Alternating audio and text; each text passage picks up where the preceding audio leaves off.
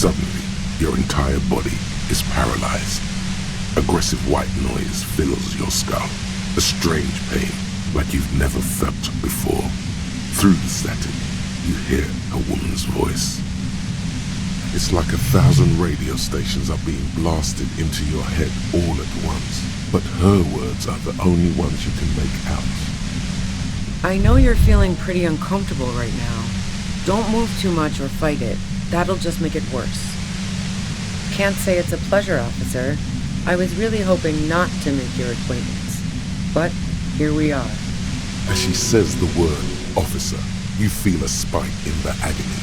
It sounds like the entire radio frequency range is screaming directly into your neural pathways. No, buddy, that's not going to help. You can't shield yourself from this. It's an entirely new type of experience. Way worse than all the previous ones. No, I'm not going to fucking kill you. If that had been my plan, you'd be dead already. All things considered, I'm being pretty reasonable here. I'm using a pale latitude compressor. You and your partner have been caught in its field.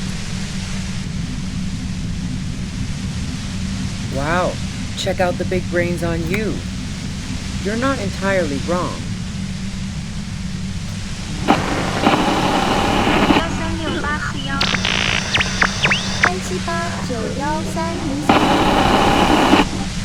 A pale latitude compressor is used to sort of make the pale more manageable.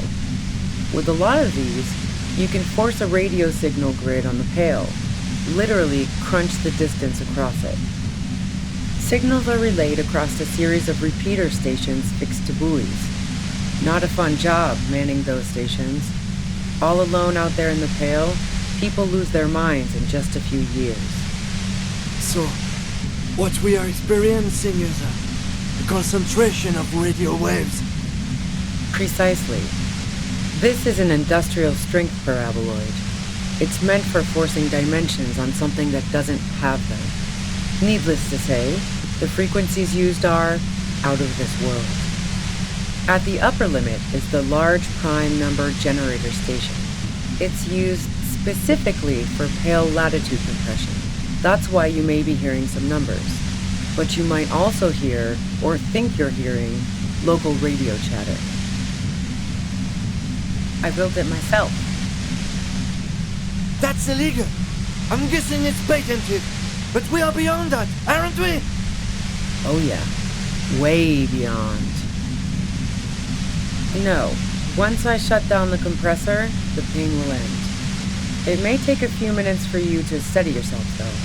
It's a bit like waking out of a very confusing dream. Yeah, I stuck my head in there before using it on you. It seemed like the ethical thing to do. Can't say that I enjoyed it. The field was weaker, but I can imagine what you're going through. Yeah, let's not talk about that shit. You were hunting me and fell into my trap instead. That's all there is to say about it. If you've got something really important to say, you can do it through the white noise. Then this... God damn it. Fine. If you really want to talk, I can dial it down. I've also got a gun, by the way. The gun she's carrying is a 2-barreled front loader, not like the murder weapon. Well, it doesn't feel much better, but you can form sentences now. Thinking doesn't seem to hurt as much. I heard you in the passages, and I've been preparing for quite a while. So you found my shack, huh? And I'm not surprised. This could have turned out pretty bad for me if you hadn't walked right into 25 bands of ultra-high frequencies. No, I didn't do it. I only helped stage the lynching, though I doubt that makes much of a difference to you. Who ratted me out, by the way? Was it Titus? No, he wouldn't have broken first. Oh, well, I guess I always knew she was a survivor above all else. But she couldn't have known I was on the coast. How did you find me? My boys?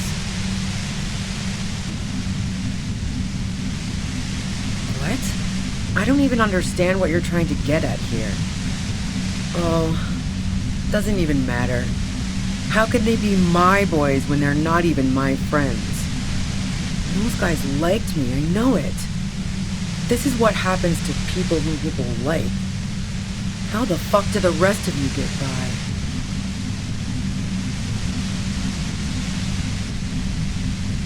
I did, didn't I? Now you've come for me. Fuck them all the same.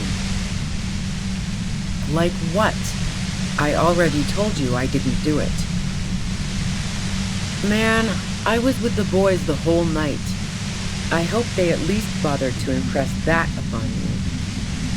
Yeah, and I'm sure they also made some funny remarks about it. They always do. I've driven a lot of long haul and chugged a lot of beer, man. Can't do either without some power of mind over bladder.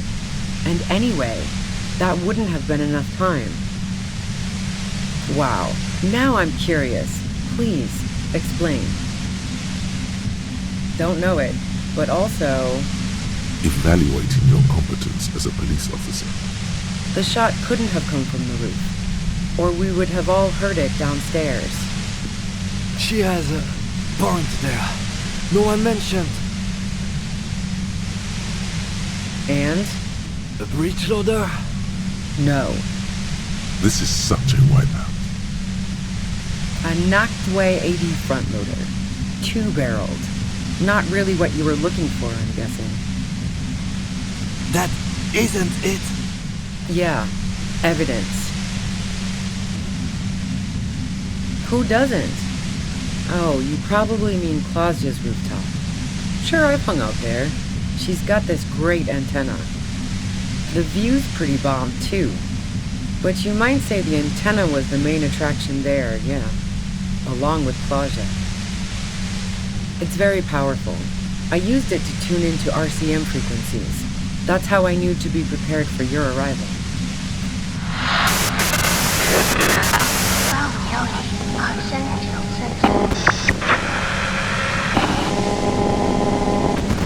Come in.